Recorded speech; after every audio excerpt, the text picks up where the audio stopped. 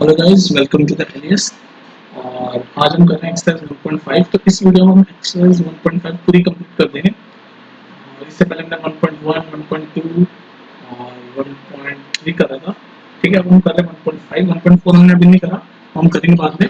आप बाकी प्लेलिस्ट में जाकर देख सकते हो। 1.4 भी मैं करा चुका हूँ, आराम से जाके आप देख सकते हो। लेकिन दोबारा अभी जो हम कर रहे हैं उसमें मैंने नहीं करा, अभी सब कुछ नहीं करता। और हाँ, डिटेल में अगर आपको कोई किसी भी कॉन्सेप्ट को सीखना हो, यहाँ पर तो हम सिर्फ एक्सरसाइज के क्वेश्चन सॉल्व कर रहे हैं ना, वहाँ पर भी मैं मतलब इस वीडियो में भी समझाऊंगा कॉन्सेप्ट आपको। ऐसा नहीं कि सिर्फ सॉल्व करूंगा, लेकिन अगर किसी टॉपिक पे आपको डिटेल में आपको एक्सप्लेनेशन चाहिए, डिटेल में कॉन्सेप्ट समझना है, तो प्लेलिस्ट में जाकर ढूंढो। हर टॉपिक पे आपको वीडियो मिल जाएगी, जिससे कि आप देख के आराम से कॉन्सेप्ट क्लियर कर सकते हो। ठीक है, और बहुत सारे एक्स्ट्रा क्वेश्चन एनसीईआरटी एग्जाम्पल सब मिल जाएगा। ठीक है, चलो ये हो गई बातें। अब आते हैं टॉपिक पे आज का, एक्सरसाइज 1.5। तो पहला क्वेश्चन क्या कह रहा है, classify the following numbers as rational और इरैशनल। तो यहाँ पर कुछ नंबर दे रखे हैं आपको, आप हमें बताना है कि वो रैशनल है कि इरैशनल है। तो इसको बताने के लिए सबसे पहले आपको ये बताना चाहिए कि रैशनल क्या होता है, इरैशनल क्या होता है। तो अगर आप सारी चीजें सीक्वेंस में देख रहे हो तो अब तक आपको समझ आ जाना चाहिए रैशनल क्या होता है, इरैशनल क्या होता है। तो फिर भी यहाँ पर एक्सप्लेन करना बनता है मेरा आपको। तो रैशनल वो नंबर होते हैं जो पी बाई क्यू की फॉर्म में लिखे जा सके, और इरेशनल वो नंबर होते हैं जो पी बाई क्यू की फॉर्म में ना लिखे जा सके, नहीं लिखे जा सकते। और भी डेफिनेशन होती है, जैसे अगर रैशनल नंबर को हम डेसिमल में लिखते हैं, तो रैशनल नंबर को हम डेसिमल में लिखते हैं तो टर्मिनेटिंग होते हैं, टर्मिनेट हो जाते हैं पूरे पूरे। या फिर अगर नॉन टर्मिनेटिंग होते हैं तो कुछ ना कुछ पैटर्न दिखाते हैं। नॉन टर्मिनेटिंग है, रिकरिंग होते हैं, रिकरिंग मतलब रिपीटिंग होते हैं। और इरेशनल नंबर में इसका एग्जैक्टली उल्टा होता है कि भाई अगर हम डेसिमल फॉर्म में लिखे तो वो नॉन टर्मिनेटिंग होता है, या फिर नॉन टर्मिनेटिंग भी होता है और नॉन रिपीटिंग भी होता है। ठीक, नॉन टर्मिनेटिंग और नॉन रिपीटिंग होता है, ध्यान रखना है डिफरेंस है। देखो, रैशनल नंबर में नॉन टर्मिनेटिंग हो सकता है कि भाई टर्मिनेट ना हो रहा, डेसिमल फॉर्म में लिखे चलते चले जा रहा हूँ, लेकिन कोई ना कोई पैटर्न दिखाएगा, रिकरिंग होगा। लेकिन इरेशनल नंबर में नॉन टर्मिनेटिंग अगर होगा तो साथ में नॉन रिपीटिंग भी होगा, कोई पैटर्न नहीं दिखा रहा होगा। ठीक है, तो बाकी इन क्वेश्चंस में आपको सिर्फ ये वाले से आप कर सकते हो कि rational number p by q form में लिखे जा सकते हैं, rational number p by q form में नहीं लिखे जा सकते। ठीक है, ये हो गया आपको रैशनल इरेशनल का डेफिनेशन। मैंने आपको जो, अगर आप शुरू से मेरी वीडियोस देख रहे हैं तो मैंने आपको समझाया था कुछ इरेशनल नंबर आप 9th या 10th में आप अपने मान के चलो, ये जैसे √2, √3, √5, √7, √11, √13, ये सब क्या है, इतना काफी है। ये सब क्या है, ये इरेशनल नंबर्स है। क्यों है इरेशनल नंबर, क्योंकि पी बाई क्यू फॉर्म में नहीं लिखे जा सकते। ये सब अंडर रूट में ना, पी बाई क्यू फॉर्म में। अब ये मत कहना कि अंडर रूट में 4 ये भी पी बाई क्यू फॉर्म में लिखा जा सकता। ये रैशनल नंबर है, क्यों, क्योंकि अंडर रूट 4 क्या होता है, अंडर रूट 4 होता है 2 का स्क्वायर, और इस स्क्वायर से स्क्वायर रूट हट जाता है और बाहर आ जाता है 2, जो कि एक रैशनल नंबर। ये 2 क्या है, रैशनल नंबर है। तो अंडर रूट में सारे ही इरेशनल नंबर नहीं होते, लेकिन वो जो को सॉल्व नहीं कर पाते ना, जैसे √2, √3, √5, ये सब इरेशनल नंबर की कैटेगरी में आते हैं। ठीक है, अब आ जाते हैं हम क्वेश्चन पे हमारे। ये पहला क्वेश्चन है 2 - √5। तो एक और कॉन्सेप्ट आप सीख लो यहाँ पर कि किसी भी रैशनल और इरेशनल नंबर के बीच में चाहे एडिशन हो रहा हो, सब्ट्रैक्शन हो रहा हो, मल्टीप्लिकेशन हो रहा हो, चाहे डिवीजन हो रहा हो, आंसर आपका इरेशनल ही आएगा। ये याद कर लो आप, ये बहुत इंपॉर्टेंट है। किसी भी रैशनल और इरेशनल के बीच में चाहे एडिशन हो रहा हो, सब्ट्रैक्शन हो रहा हो, मल्टीप्लिकेशन हो रहा हो, डिवीजन हो रहा हो, जो आपका आंसर, फाइनल आंसर आएगा वो इरेशनल नंबर आएगा। तो यहाँ पर देखो 2 हमें पता है रैशनल नंबर है, √5 हमें पता है, मैंने एक्सप्लेन किया इरेशनल नंबर है। तो रैशनल और इरेशनल के नंबर के बीच में क्या हो रहा है, सब्ट्रैक्शन हो रहा है, तो जो रिजल्ट आएगा वो क्या होगा, इरेशनल आएगा। तो इसका मतलब ये पूरा नंबर क्या है, इरेशनल। समझ में आई बात, या मैं ऐसे ही बोले जा रहा हूँ, समझ आ गई ना।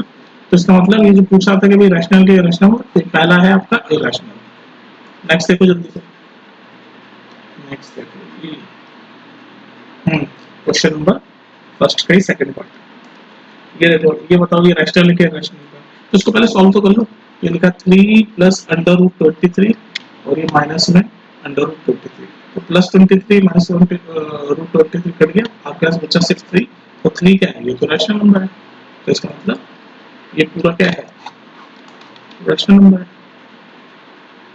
कोई दिक्कत तो नहीं होगी ना, ऐसे सॉल्व करते हुए चल रहा है। नेक्स्ट क्वेश्चन देखो, बता देना इसमें कमेंट में कि मेरी स्पीड कैसी है स्लो है फास्ट है, मैं उस हिसाब से चेंज कर दूंगा अगर आपको समझने में दिक्कत आ रही है। अगर फास्ट है तो स्लो कर दूंगा, ज़्यादा स्लो पढ़ा रहा हूँ तो थोड़ा फास्ट कर दूंगा। ठीक है, ये वाला देखो, इसको हमें बताना है कि रैशनल है क्या इरेशनल है। तो ये रूट 7 तो कट ही जाएगा, बचा क्या आपके सिर्फ 2/7। 2/7 क्या है, तो पी बाई यू फॉर्म में आ गया, और पी बाई यू फॉर्म में जो होता है वो क्या होते हैं, रैशनल नंबर्स। ठीक है जी, नेक्स्ट देखते हैं। चलो नेक्स्ट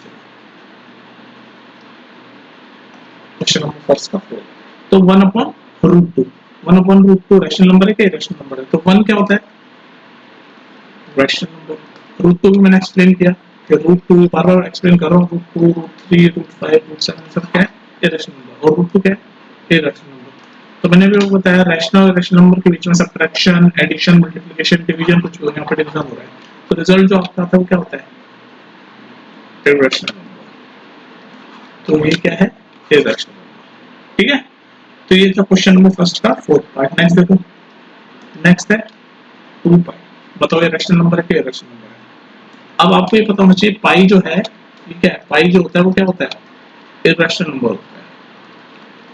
अब कुछ बच्चे इसमें कंफ्यूज हो जाते हैं कि पाई इरेशनल नंबर कैसे हो सकता है। हम तो पाई की वैल्यू 22/7 लिखते हैं, और 22/7 पी बाई क्यू की फॉर्म हो गया, और पी बाई क्यू की फॉर्म हो गया तो वो रैशनल नंबर हो गया। ये गलत है भाई, ये जो हम 22/7 लिखते हैं ना, ये अप्रोक्सीमेटली फिगर होता है। अप्रोक्सीमेटली हम वैल्यू देते हैं पाई की क्वेश्चन सॉल्व करने के लिए, ये ओरिजिनल वैल्यू तो नहीं होती 22/7।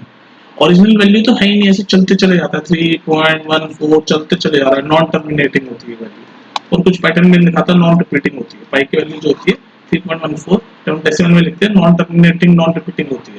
तो इसका मतलब ये पाई क्या होता है, पाई होता है आपका इरेशनल नंबर। बात समझ में आ रही है मेरी, पाई होता है इरेशनल नंबर। तो बस यहाँ पर भी बात क्लियर हो गई कि पाई है इरेशनल नंबर, तो 2 क्या है, 2 है आपका रैशनल नंबर। तो रैशनल नंबर और इरेशनल नंबर के बीच में क्या हो रहा है, प्रोडक्ट। अभी हमने देखा, तो रैशनल और इरेशनल नंबर के बीच में चाहे रैशनल और इरेशनल नंबर के बीच में चाहे एडिशन हो रहा हो, सब्ट्रैक्शन हो रहा हो, मल्टीप्लिकेशन हो रहा हो, डिवीजन हो रहा हो, रिजल्ट आपका क्या आएगा, इरेशनल।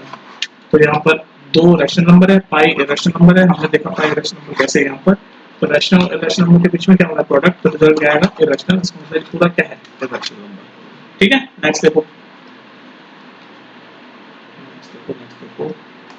Question number 2। इसमें क्या है, simplify each of the following expression. इसमें तो यार बेसिकली नॉर्मल मैथ्स की तरह में जो भी एक्सप्रेशन हमारे सामने लिखे हुए होंगे, एक्सप्रेशन मतलब कि जो भी ऐसे लिखा हुआ होता है एक्सप्रेशन, उसको हमें क्या करना है, सिंप्लीफाई करना। मतलब जैसे ब्रैकेट वगैरह खोल के सॉल्व आउट करके हमें सिंप्लीफाई करना है बेसिकली। जैसे ब्रैकेट में इनका मल्टीप्लिकेशन ब्रैकेट कोड ओपन करके हमें सिंप्लीफाई फॉर्म में इनको लिखना है। तो चलो लिखते हैं, सिंप्लीफाई फॉर्म में कोशिश करते हैं सिंप्लीफाई फॉर्म में लिखने में।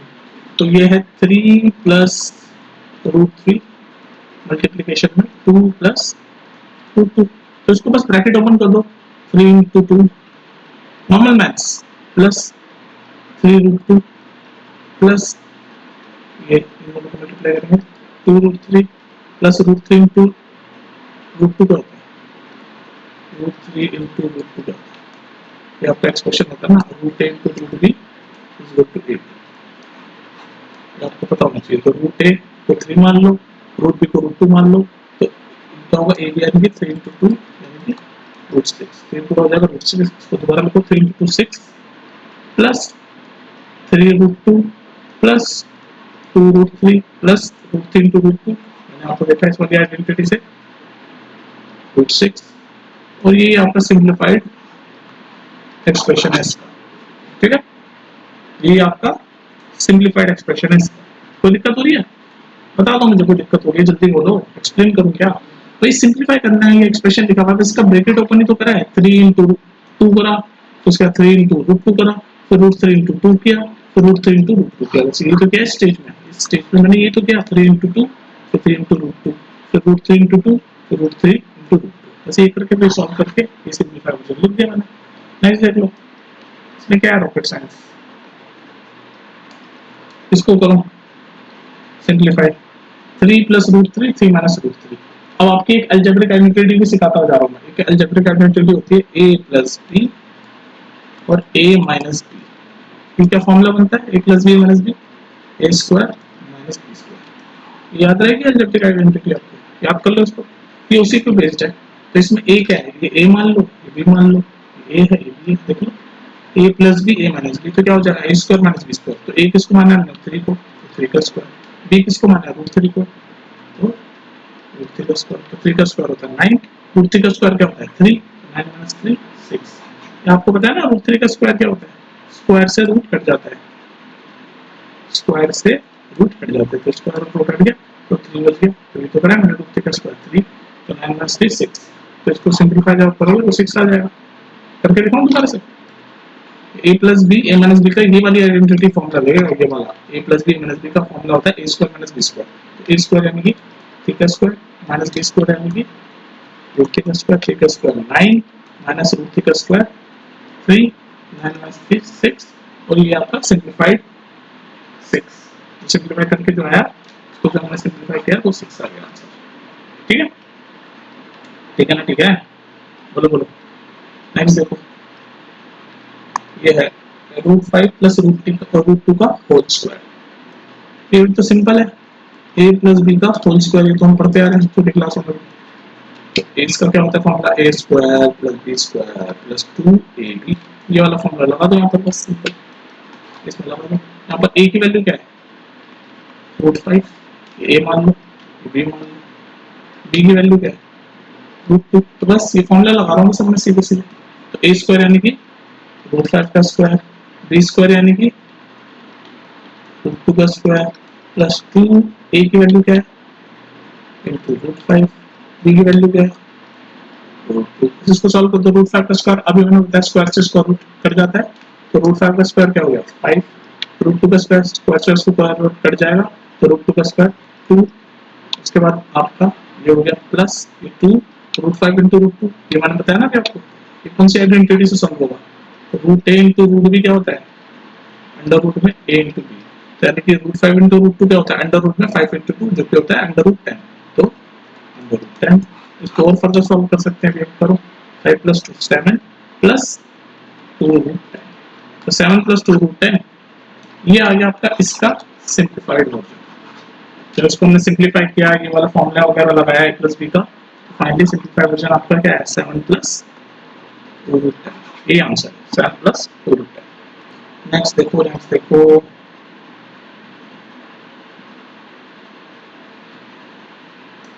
ये देखिए नेक्स्ट, फिर से वही ये वाला फॉर्मूला लगेगा a प्लस बी और a माइनस बी क्या होता है ए स्क्वायर माइनस बी स्क्वायर। अभी करा ना प्रीवियस क्वेश्चन में हमने इसी पर a plus b minus b, इसमें a क्या है ये रूट 5, b क्या है रूट 2, तो ये देखो ना a plus b minus b. ये मत सोचा ना कि पहले a माइनस बी हो गया, भाई मल्टीप्लिकेशन में चाहे 2 इंटू 3 लिखे या 3 इंटू 2 लिखे, मल्टीप्लिकेशन में आगे पीछे का कोई मतलब नहीं होता, आंसर आपका सेम ही रहता है।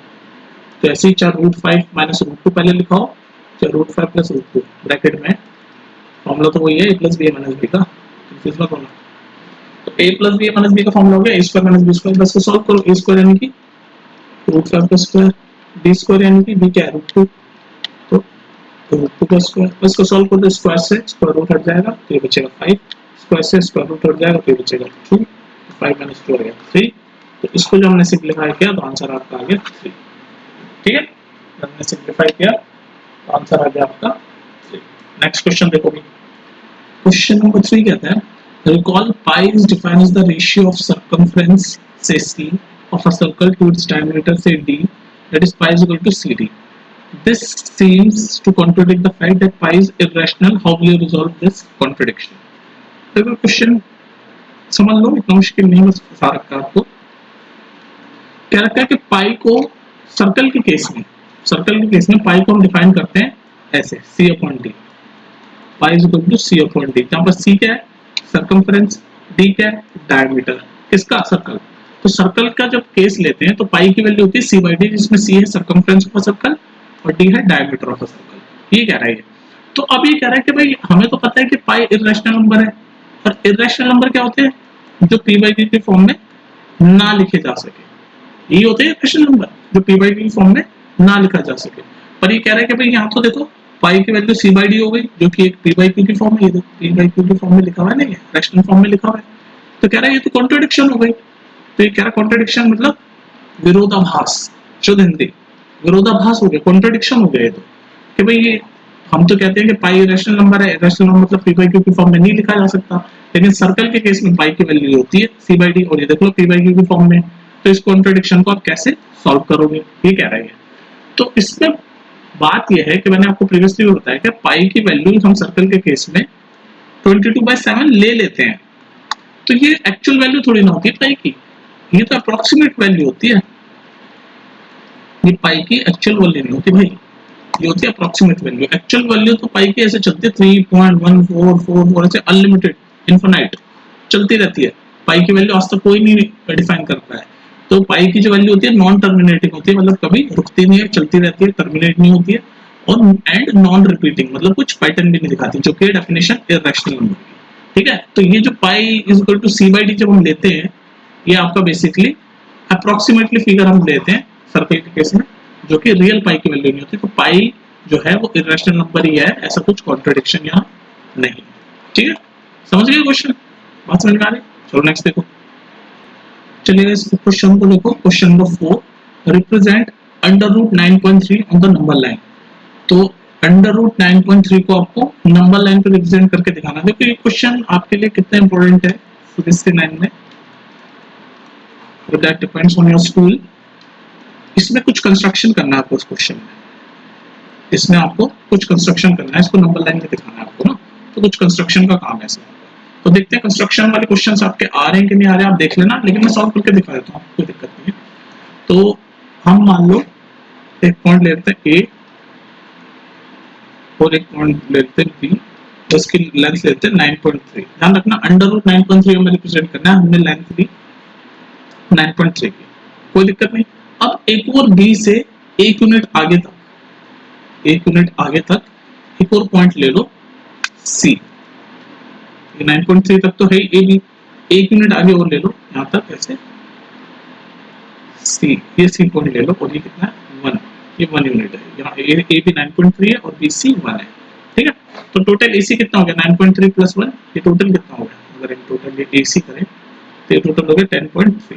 ठीक है, कंस्ट्रक्शन का ये काम मैं करके दिखा रहा हूँ आपको। ठीक है, पहले ए बी बनाओ 9.3, फिर बी से आगे 1 यूनिट तक और लाइन बनाओ, वो बी सी पॉइंट लिखो। ठीक है, टोटल हो गया 10.3। अब इस एसी के बिल्कुल बीचों बीच एक सेंटर बनाओ, एसी यानी 10.3 के एसी क्या होगा ए बी 9.3 और प्लस बी सी 1 यानी कि 9.3 प्लस 1 10.3, तो टोटल एसी कितना हो गया, ये मैंने लिखा भी है नीचे 10.3। तो 10.3 के बीचों बीच एक सेंटर बनाओ ओ, मान लो बिल्कुल बीचों बीच एक सेंटर बना दिया मैंने ओ।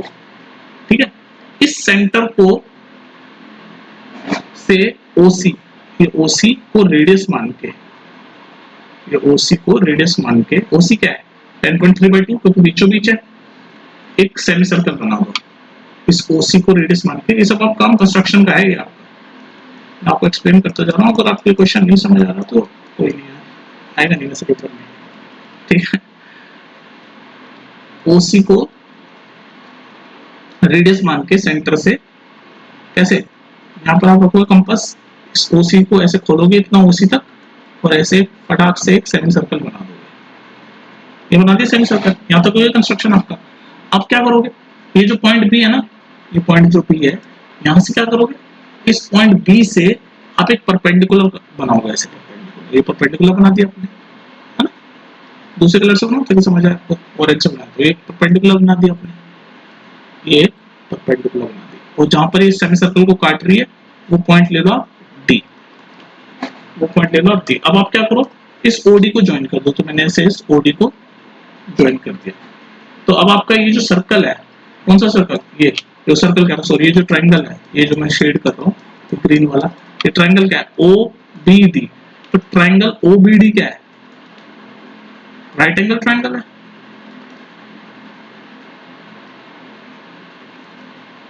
ओबीडी क्या है, राइट एंगल ट्रायंगल, कोई दिक्कत, ओबीडी क्या है right angle triangle, right angle triangle. अब इस राइट एंगल ट्रायंगल में ओबी की वैल्यू क्या है, आप बताओ मुझे, ओबी की वैल्यू क्या है, ओडी की वैल्यू क्या है, ओडी की तो वही है जो ओसी की है, ओसी क्या होता है 10.3 का आधा, रेडियस लिया ना तो ओडी की हो गई 10.3 का आधा। रेडियस क्या होता है पूरी लाइन का यानी डायमीटर का आधा, तो ये डायमीटर हो गया एसी, उसका आधा हो गया 10.3 का आधा, तो ओडी रेडियस ही है क्योंकि सेंटर से सरकमफ्रेंस के ने उसके पॉइंट पे काट रही है सर्कल के, तो वो रेडियस ही है, तो ओडी होगी 10.3, ठीक है। और ये क्या है, ओबी क्या हो गया, ओबी की वैल्यू बताओ, ओबी की निकाल लोगे आप, ये ओबी क्या होगा, ओसी माइनस बीसी, ओबी की वैल्यू होगी ओसी माइनस बीसी। विजुलाइज करो इसको, ये ओसी पूरा, ओसी कितना है 10.3/2 और बीसी कितना है 1, तो 10.3/2 माइनस 1 आपका ओबी की वैल्यू होगी। तो ओबी की वैल्यू क्या है, ये 10.3/2 माइनस 1। तो अब आप देख लो, ये हमें हाइपोटेनस पता है 10.3/2, राइट एंगल ट्रायंगल ओबीडी में बेस पता है 10.3/2 माइनस 1। इसको जब आप पाइथागोरस लगाओगे तो आप बीडी की वैल्यू निकाल सकते हो यहाँ से।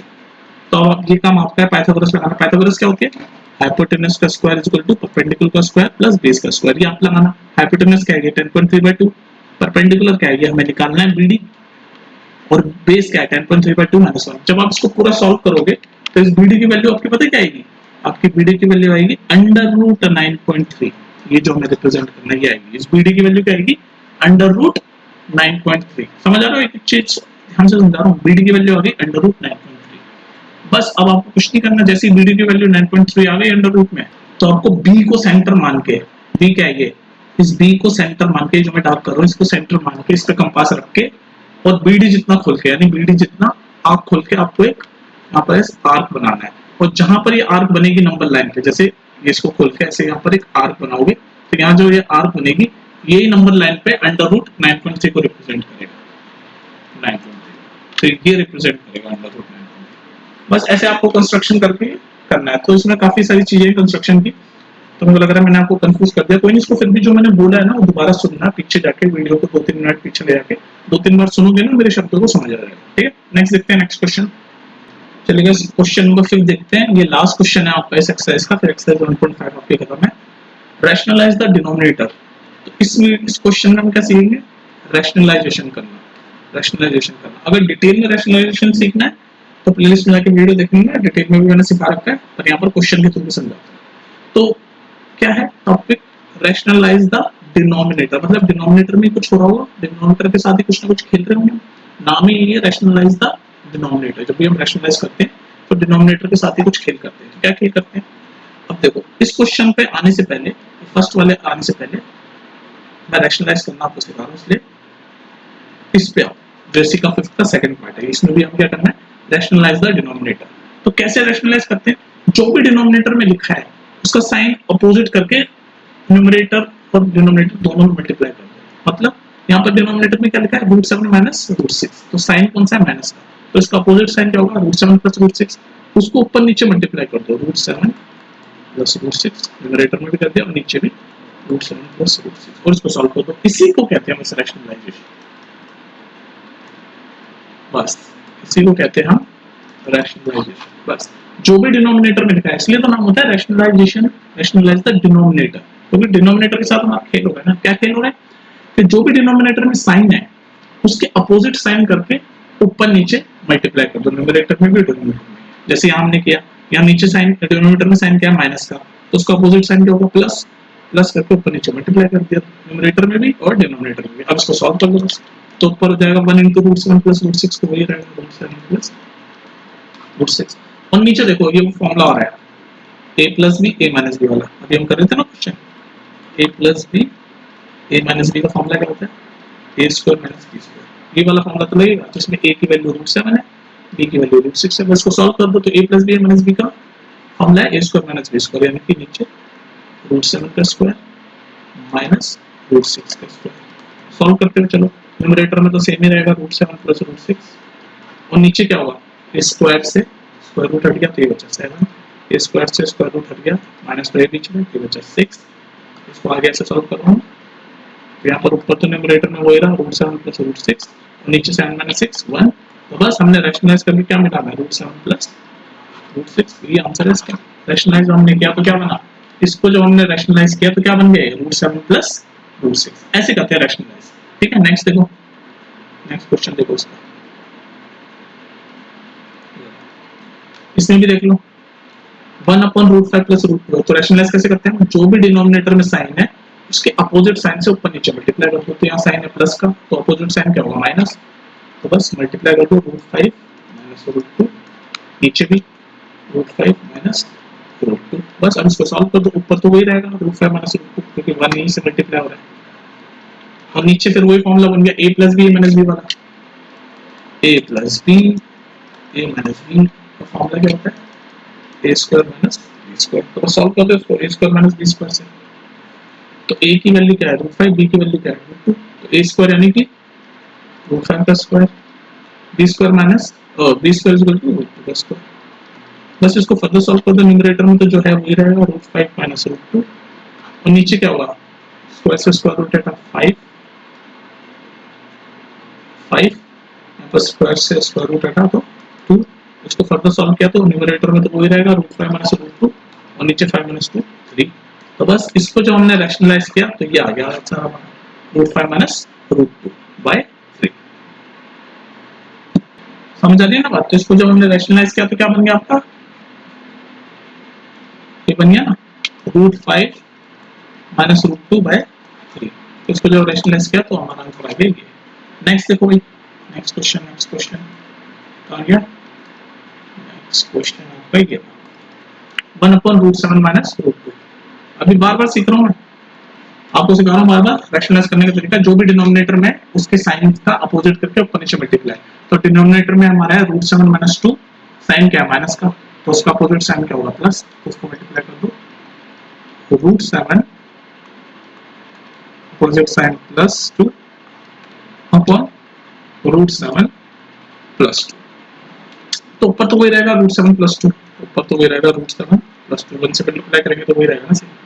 डिनोमिनेटर में देखो a प्लस बी, ये देखो a plus b a minus b, ये वाला फॉर्मूला चल रहा है ना, ये a plus b minus b वाला फॉर्मूला काफी इंपॉर्टेंट है, तो क्या होता है formula a plus b a minus b, ऐसे बार बार लिखने से आपको याद ही हो जाएगा, a square minus b square, a square minus b square, तो a क्या है इसमें √7, b क्या है आपका 2, तो a स्क्वायर यानी कि √7 का स्क्वायर माइनस b स्क्वायर यानी 2 का स्क्वायर, 2 का स्क्वायर क्या होता है 4, बस इसको सॉल्व कर दो, रूट से ऊपर तो वही रहेगा √7 प्लस 2, नीचे क्या होगा ये स्क्वायर से स्क्वायर रूट हटा तो ये बचा 7 और ये माइनस 4, इसको जब हम फर्दर सॉल्व करेंगे यहाँ कर रहा हूँ तो √7 प्लस 2 नीचे 7 माइनस 4 3, और यही आपका आ गया रैशनलाइज, यही आंसर है आपका, तो इसको जब मैंने रैशनलाइज द डिनोमिनेटर किया तो आंसर आ गया ये √7 प्लस 2 अपॉन 3, √7 प्लस 2 अपॉन 3। अब आते हैं हम अपने फर्स्ट क्वेश्चन पे, इसी का रैशनलाइज द डिनोमिनेटर वाले का, जो फर्स्ट क्वेश्चन हमने छोड़ दिया था तो उसको हम करते हैं। तो फर्स्ट क्वेश्चन क्या है हमारा 1/√7, और क्या लिखा है हमें क्या करना है वही रैशनलाइज द डिनोमिनेटर, हमने डिनोमिनेटर कॉन्सेप्ट रैशनलाइजेशन का कॉन्सेप्ट कैसे कहा है कि जो भी डिनोमिनेटर में लिखा है उसके साइन को अपोजिट करके ऊपर नीचे मल्टीप्लाई कर देना, पर यहाँ तो डिनोमिनेटर में सिर्फ अकेला √7 है, कोई साइन तो है नहीं बीच में प्लस माइनस का, तो कोई दिक्कत नहीं, बस इसी को ऊपर नीचे मल्टीप्लाई कर देंगे। अगर कुछ साइन होता है तो अभी हमने इतने सारे क्वेश्चन देखे तो साइन का अपोजिट करके, मतलब अगर माइनस है तो उसका प्लस करके ऊपर नीचे मल्टीप्लाई करते थे, प्लस है तो उसका माइनस करके ऊपर नीचे मल्टीप्लाई करते थे, लेकिन यहाँ पर साइन नहीं है, लेकिन रैशनलाइज तो करना है, तो बस डिनोमिनेटर जो है उसी को ऊपर नीचे मल्टीप्लाई कर देंगे, तो √7 कर देंगे, तो इसको जब हम सॉल्व करेंगे तो 1 × √7 तो √7 ही रहेगा, और √7 × √7 क्या हो जाता है, यानी √7 का स्क्वायर, और स्क्वायर से स्क्वायर रूट हट गया तो नीचे क्या बचेगा 7, तो आपका क्या आ गया √7 अपॉन 7, √7 अपॉन 7 आ रही है ना बात समझ में, √7 अपॉन 7। तो हमारा क्वेश्चन दोबारा देखो, कंफ्यूज मत हो, हमारा क्वेश्चन क्या है 1/√7, और हमें से क्या करना है रैशनलाइज करना है, तो हमने क्या देखा अभी क्वेश्चनों में कि रैशनलाइज द डिनोमिनेटर में, जो डिनोमिनेटर में जो साइन होता है चाहे वो प्लस में हो चाहे माइनस में, उसका अपोजिट करके ऊपर नीचे यानी कि न्यूमरेटर और डिनोमिनेटर से मल्टीप्लाई कर देते हैं, यही है रैशनलाइजेशन द डिनोमिनेटर का मतलब। इस क्वेश्चन में हमारे अकेला √7 है, कुछ प्लस माइनस का साइन है नहीं, तो कोई नहीं, बस उसी को ऊपर नीचे मल्टीप्लाई कर देंगे, साइन को चेंज करने की जरूरत नहीं है क्योंकि अकेला ही है, तो बस उसी को ऊपर नीचे मल्टीप्लाई कर दिया √7 अपॉन √7, तो बस ऊपर 1 × √7 और √7 × √7 क्या होता है √7 का स्क्वायर, स्क्वायर से स्क्वायर रूट हट जाता है तो बचा सिर्फ 7, और यही है आपका आंसर √7 अपॉन 7। तो मतलब जब इसको हम रैशनलाइज करते हैं तो आपका आंसर आता है √7 अपॉन 7, ठीक है। और इसी के साथ आपके एक्सरसाइज 1.5 हो गए फिनिश हो गए, ठीक है। तो समझ आ गई होगी आपको, उम्मीद कर रहा हूँ। अब हम नेक्स्ट करेंगे एक्सरसाइज 1.6, फिर आपका ये चैप्टर तो खत्म है नंबर सिस्टम, ठीक है। और कुछ भी अगर पूछना हो तो कमेंट सेक्शन में पूछ लिया करो, बिंदास दोबारा बता देंगे, ठीक है। चलो फिर टेक केयर, और हाँ दोबारा बता रहा कि कोई भी अगर टॉपिक पे आपको एक स्पेसिफिक वीडियो चाहिए, जैसे फॉर एग्जांपल ये रैशनलाइजेशन की स्पेसिफिक वीडियो चाहिए, तो प्लेलिस्ट में ढूंढ लो, हर टॉपिक पे आपको स्पेसिफिक वीडियो मिल जाएगी। ठीक है, चलो फिर मिलते हैं नेक्स्ट वीडियो में।